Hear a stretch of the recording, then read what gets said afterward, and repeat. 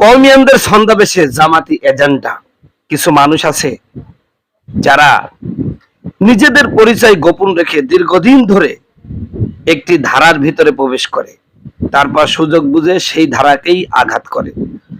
মাওলানা Ali Hasan Osama, Nuruzzaman Nomani এবং তাদের মতো জামাতে যোগদানকারী তথাকথিত কওমিয়ানরা ঠিক সেই শ্রেণীর প্রতিনিধিত্ব করে।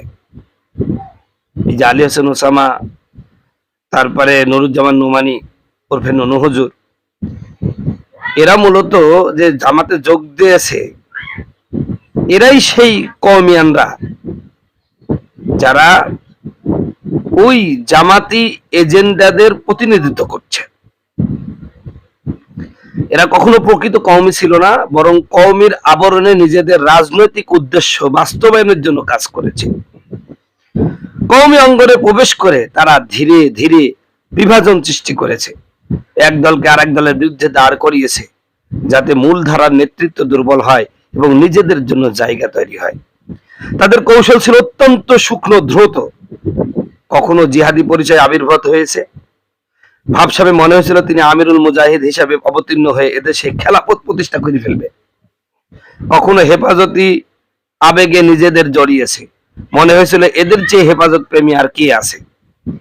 কিন্তু প্রতিটি পরিচয়ের আড়ালে ছিল একটি অভিন্ন উদ্দেশ্য, চরমুনা ও ইসলাম আন্দোলনের প্রভাব কমিয়ে দেওয়া এবং জামাতের পক্ষে মাঠ তৈরি করা। সবচেয়ে দুঃখজনক বিষয় হলো তারা কওমি সমাজের ভেতরে থেকেই কওমির বিরুদ্ধে কাজ করেছে। তারা জানতো সরাসরি আঘাত করলে প্রতিরোধ আসবে, তাই তারা ভেতর থেকে ফাটল ধরিয়েছে। কখনো একটি গ্রুপকে উস্কে দিয়ে অন্য গ্রুপকে কোণঠাসা করেছে, কখনো বিভ্রান্তি ছড়িয়ে ঐক্য নষ্ট করেছে। আজ যখন তারা প্রকাশ্যে জামাতে যোগ দিয়েছে তখন আর তাদের পরিচয় গোপন নেই, বরং এটি প্রমাণ করে এতদিন তারা যে নিরপেক্ষ বা ধারার লোক ছিল, মানে এতদিন তারা যে নিরপেক্ষ বা ধারার লোক সেজেছিল তা ছিল নিছক অভিনয়। এদের অবস্থান স্পষ্ট, মূল ধারার কওমি চেতনার অংশ নয়। তারা এমন একটি রাজনীতিকে শক্তিশালী করতে চায়, মানে তারা এমন একটা রাজনীতিকে শক্তিশালী করতে চায় যার ইতিহাস প্রশ্নবিদ্ধ এবং যার কৌশল বিভাজনের উপর দাঁড়িয়ে। যারা কওমি মাদ্রাসা কেন্দ্রিক পরিচালিত সবগুলো দিনই কাজের বিরোধী, কিছু প্রকাশ্য আর কিছু কৌশলগত। অতএব কওমি অঙ্গনের দায়িত্বশীল আলেম ওলামা ও সাধারণ মানুষকে এখন সচেতন হতে হবে, কে প্রকৃত আর কে ছদ্মবেশী। এই পার্থক্য বুঝতে হবে, কারণ ভেতরের শত্রু বাইরের শত্রুর চেয়েও বেশি বিপজ্জনক। বন্ধুগণ, আমার ভাইরা আমার, এই কথাটা আমি আপনাদের মাঝে শেয়ার করলাম এই জন্যই যে ক্রমশই দিন যত যাচ্ছে কওমির বিরোধিতা, কওমি মাদ্রাসায় কোনো কিছু হলেই এইটাকে তিলকে তাল বানানো হচ্ছে। আপনারা জানেন যে সাম্প্রতিক সময়ে মহিলা মাদ্রাসার একটা ঘটনাকে কেন্দ্র করে একজন হুজুরকে দোষী করা হয়েছে।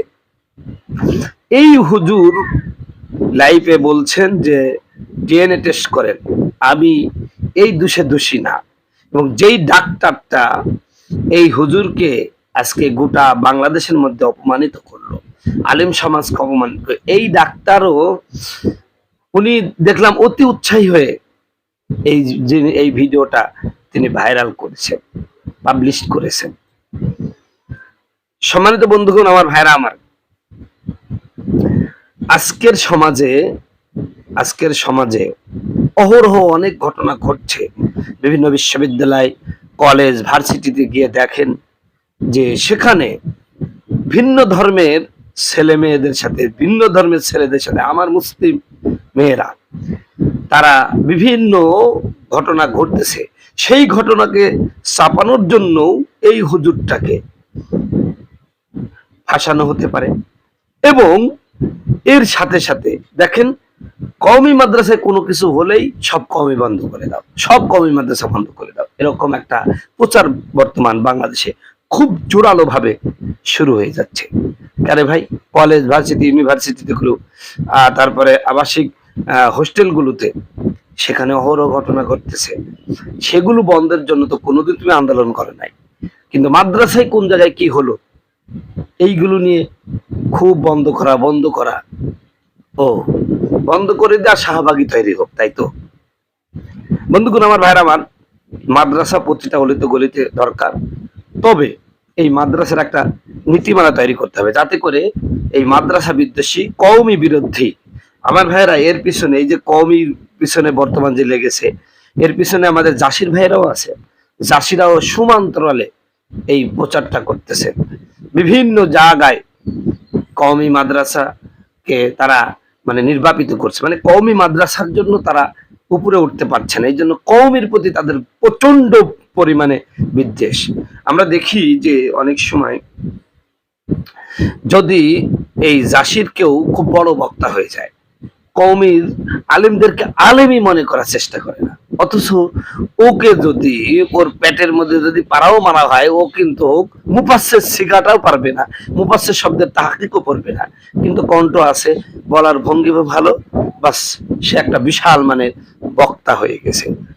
তো এই জন্য ওরা সব সময় কওমের কোনো দুর্বলতা পালেই অমনি সাথে সাথে, আপনারা দেখবেন অনলাইনে সবচেয়ে বেশি বলাৎকার বলে গালি দেয় এই জাসির লোকেরা, সবচাইতে বেশি, এবং এত মারাত্মক ভাষায়, এত কঠিন ভাষায় কওমি আলেমদেরকে ছোট করে, অপমানিত করে। মাঝে মাঝে চিন্তা করি যে এদের জন্মটা কি সত্যি বৈধভাবে হয়েছে? মানে ওদের ভাষা দেখলে বট বাহিনী এমন ভাবে লেগে থাকে যে ওদের ভাষাগুলো দেখলে আমি মাঝে মাঝে চিন্তা করি যে আসলে কি এরা বৈধভাবে জন্ম হয়েছে? আরে ভাই, তুইও তো টুপিওয়ালা, মনে রাখবি, ইসলাম বিদ্বেষীদের কাছে সমস্ত টুপিওয়ালা সমান। কে জাসি আর কে কওমি, এটা কিন্তু তারা পার্থক্য করে না। তারা দেখে যে এরা হচ্ছে টুপিওয়ালা কিনা। তো ওদের কাছে কোনো পার্থক্য নাই, তো তুই পার্থক্য করিস কেন রে ভাই? কেন পার্থক্য করিস? এই পার্থক্য জন্যই আজকে আমরা সমাজে অবহেলিত, আমরা নির্যাতিত, নিপীড়িত, আমরা সব জায়গায় ছোট হচ্ছি। আরে ভাই, তোদের এত লেখালেখির কারণে আজকে সাধারণ মানুষও আমাদের বলাৎকার বলে গালি দেয়, নাউজুবিল্লাহ মিন যালিক।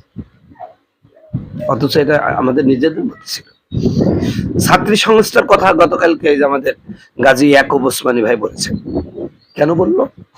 কারণ মহিলা মাদ্রাসার পিছনে জাসির প্রচন্ড ভাবে লাগার কারণে উনি ছাত্রী সংস্থার গোমরটা ফাঁস করে দিয়েছেন। অথচ ছাত্রী সংস্থায় যে যে অকাম কুকাম গুলো হয়, এগুলো তো গোপন ছিল, কিন্তু প্রকাশ করতে বাধ্য হলো কখন? যখন তোমাদের একের পর এক আক্রমণ, এই আক্রমণকে প্রতিহত করার জন্য তখন জাসির ছাত্রী সংস্থাকে সামনে নিয়ে আসা হয়েছে। কওমিরা তো এগুলো বলতো না, কিন্তু এখন বলছে। এই যে এখন আমাদের যে মহিলা মাদ্রাসা, কওমি মহিলা মাদ্রাসা এবং আমাদের ছাত্রী সংস্থা দুটোই তো তাদের পর্দার আড়ালে যা হচ্ছিল, এখন তো প্রকাশ্যে চলে আসলো তাদের এই কাজগুলো, সাধারণ মানুষ কি এটা ভালোভাবে নেবে? এই জন্যই বলছি, কওমি বন্ধ নয়, কওমি মহিলা মাদ্রাসা আরো দরকার। তবে পরিচালনায় শুধু মহিলা থাকবে, সেখানে কোনো পুরুষের নিয়ন্ত্রণ থাকবে না, পুরুষ যাইতে পারবে না, এবং অনাবাসিক করার চেষ্টা করতে হবে। আর আবাসিক করতে হলে সেখানে কোনো প্রকার